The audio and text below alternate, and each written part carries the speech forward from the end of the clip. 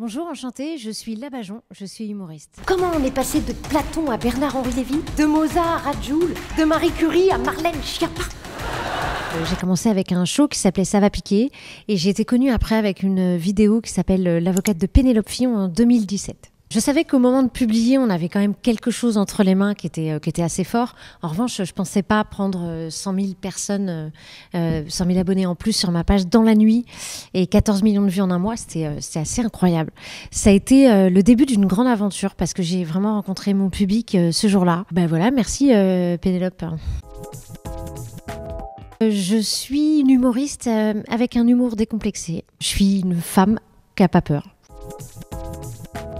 C'est un spectacle dont je suis très fière parce qu'il est vraiment travaillé comme un film, c'est vraiment une histoire. On embarque dans ma navette spatiale, c'est moi qui conduis, donc il ne faut pas avoir trop peur, et on se tire direction Mars. Donc j'ai vraiment voulu que ce soit construit comme un film, et c'est un véritable univers, on est plongé directement avec un décor de ouf, on est dans une navette spatiale, enfin c'est taré quoi, c'est un spectacle comme j'aimerais en voir.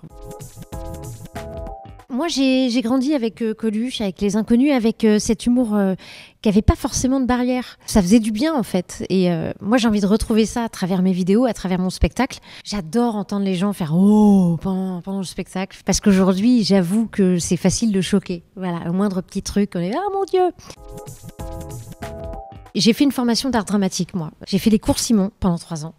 Et en fait, c'était très intéressant. Parce que j'ai pu voir où étaient les limites, en fait, repousser les limites. Je savais pas que j'étais capable de pleurer sur scène, par exemple, et j'ai dû pleurer. C'était La guerre de Troie n'aura pas lieu. C'était une pièce de théâtre qui jouait au théâtre du Gymnase devant 800 personnes. J'ai dû pleurer devant 800 personnes et je savais pas que j'en étais capable. Donc c'est vraiment très intéressant d'aller tester ses limites, d'aller s'essayer sur du dramatique, sur du classique aussi, du Molière, du Labiche, du Feydeau. Ça permet vraiment d'acquérir une personnalité après sur scène quand on a connu des auteurs comme ça. Après, ce qui forme, c'est vraiment d'aller sur le terrain et de se confronter au public directement. En fait, après, il n'y a pas de cours à prendre. Un gros ego. Je m'aime énormément. Il faut de l'humilité, paradoxalement. Il faut aussi beaucoup travailler. Il faut une grande force de travail et il faut être acharné, vraiment acharné. Je reprends toujours le conseil que Florence Foresti m'avait donné dans les loges une fois. J'ai réussi à la rencontrer, j'avais 3 mois dans les pattes et elle m'a donné un conseil qui m'a servi toute ma vie. Elle m'a dit « crois-y à 400%. Parce que personne d'autre n'y croira pour toi. » Et quand je me suis rappelée de ça dans les moments les plus durs, c'est-à-dire qu'il y a eu des fois où j'allais jouer, il y avait personne dans ma salle, j'étais obligée de rentrer chez moi. Enfin, c'est quand même assez glauque, surtout en hiver. Ce petit message-là, il m'a fait tenir. C'est un outil exceptionnel dans le sens où tout le monde peut avoir sa chance. Et ça, c'est incroyable, c'est une révolution de dingue. Moi, j'en serais pas là où j'en suis, j'aurais pas fait des grandes salles sans les réseaux sociaux. Et aujourd'hui, merci parce que j'ai pu me faire connaître du public. J'ai vraiment des gens qui me suivent avec vraiment beaucoup d'amour. Ça met tout le monde sur un pied d'égalité, c'est-à-dire que si tu y arrives, c'est d'abord grâce à toi et ça change tout. Je conseille vraiment à tous ceux qui ont du succès sur les réseaux sociaux de vraiment avoir un spectacle au cordon, de vraiment travailler avant d'être à l'affiche.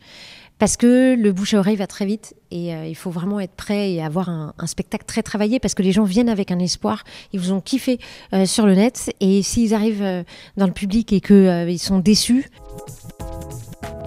Déjà, il faut apprendre le texte. On m'avait dit qu'il fallait vraiment que ce soit appris sur le bout des doigts. Donc moi, j'ai essayé vraiment d'arriver en casting en sachant le texte vraiment au cordon. Après, c'est pas facile d'être tout seul quand on prépare un casting. Le mieux, c'est de demander à un ami ou quelqu'un de proche de réciter son texte et de se mettre en situation. Ça, je pense que vraiment, ça peut aider. Et retrouvez-moi aux Folies Bergères le 4 avril 2024 et en tournée dans toute la France. Il y a Lyon à la Bourse du Travail, il y a en mai, le 31 mai à Bordeaux, au Femina. Il y a plein de dates et voilà, venez rigoler, on en a tous besoin. Je vous fais plein de bisous.